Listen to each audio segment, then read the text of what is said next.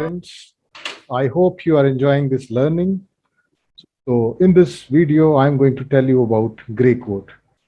So we have already gone through various codes, your binary code, BCD code, XS3 code.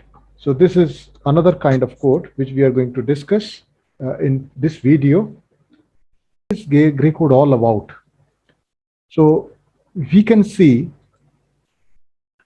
that when we talk about gray code, the most important characteristic is that only one digit changes. As we have some increment or decrement, only one digit changes. The gray code is commonly associated with input and output devices such as optical encoder of a shaft angular positions. And remember, the gray code is not a BCD code, it is a non-weighted code.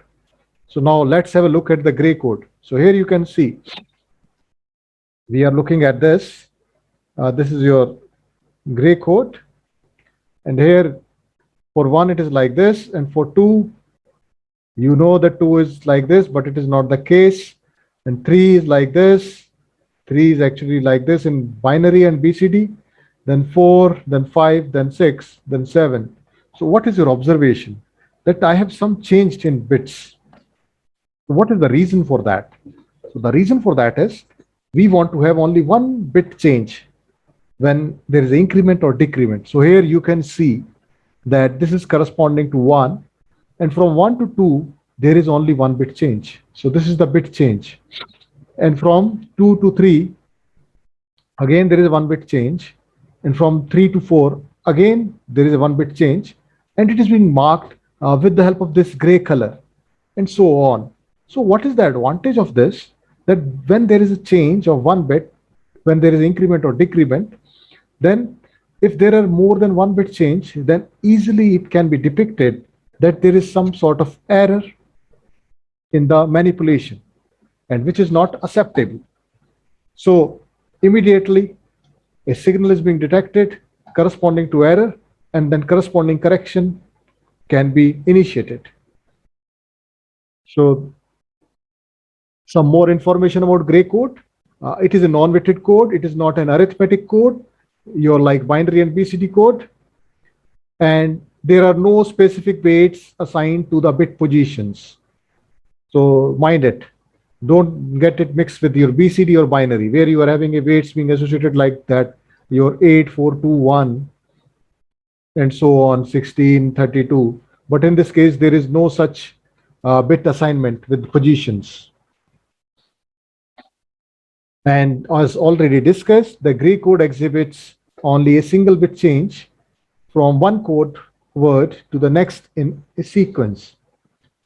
This property is important in many applications, such as shaft position encoders, where you are looking for only one position change. So there it is very being useful. So when you want to get a gray code, how you actually obtain that? So first I will like to discuss a binary to gray code conversion. So the MSB is the gray code is the same as the corresponding MSB in the binary number. And going from left to right, we are actually going to the conversion. So we are actually using XOR gate here. So you're already familiar with the XOR gate, that when two inputs are similar, 1, 1, your output is 0, 0, 0, your output is 0. And when your inputs are different, then you are getting some output as high. So this is what we are going to do right now. So let's have an example. Now, this is being given in binary, and we are looking forward to convert it into gray code. So how we are actually going to do that? Let's have a look. So this is your number 10110 corresponding to binary, and we are going to get it being converted into gray code. So MSB we will write as it is. Then 1, 0. So XOR operation is there. 1, 0 is 1. Then 0, 1, again 1, and 1, 1. So both the inputs are same. You're getting 0, and 1, 0, you're getting 1. So this is your gray code conversion corresponding to binary. So mind it, first bit MSB bit will be written as it is, then 1, 2 corresponding to that, then 2, 3 corresponding to that, then 3, 4 corresponding to that, then 4, 5th corresponding to that. So this is the entire sequence, how you're going to get a binary being converted to gray code. On the contrary, how you are going to get a gray to binary code conversion, that I'm going to discuss. So here also MSB will be written here as it is, and then we have to follow a particular pattern. So suppose you want to convert this particular bit sequence to binary. So how you're going to achieve that? So MSB you will write as it is.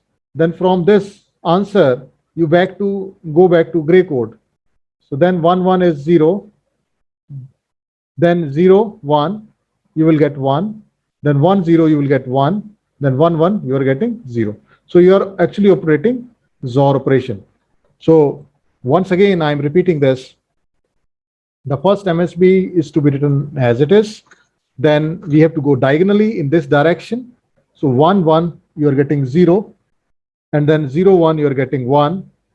Then 0, 0, 1, 0, you're getting 1. Then 1, 1, you're getting 0. So that's all as far as gray code and binary code conversion is being concerned. And you can get good in this by just doing a good practice. So now let's coming towards your application. So as already discussed, it is being used in shaft applications. So it avoids any sort of error. So if there is more than 1 bit change, immediately it will be detected.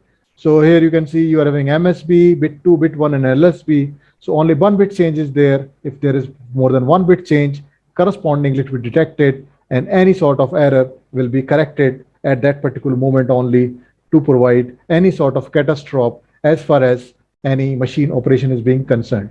So it is also being used in optical scanners, optical readers, and memory devices.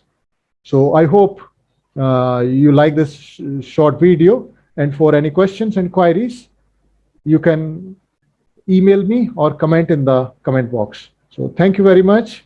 See you in the next video.